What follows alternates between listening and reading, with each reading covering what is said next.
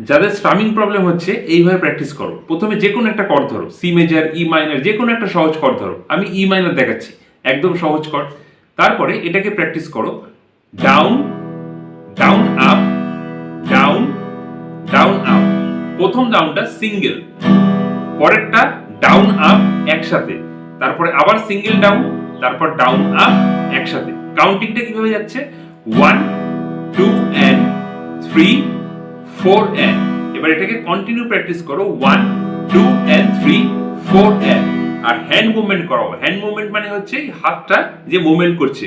অনেকে ভুল করে এটাকে রিস্ট মুভমেন্ট করে দিচ্ছে প্রথমে, সেটা কিন্তু নয়। রিস্ট মুভমেন্ট আমরা করব, কিন্তু সেটা পরে গিয়ে করব। আগে হ্যান্ড মুভমেন্টটা করো, যে 1 2 and 3 4 and 1 2 and 3 4 and। আস্তে আস্তে স্পিড করো 1 2 and 3 4 and 1 2 and 3 4 and। তবে প্রথমে স্পিডের দিকে দৌড়াবে না, প্রথমে স্লো প্র্যাকটিস করো, তারপরে গিয়ে স্পিড করবে আস্তে আস্তে, ঠিক আছে? তাহলে 1 2 and 3 4 and স্ট্রামিং প্যাটার্ন। যাদের স্ট্রামিং নিয়ে প্রবলেম হচ্ছে তারা এটা ট্রাই করো, দেখবে আস্তে আস্তে ইমপ্রুভ করে যাবে। চলো।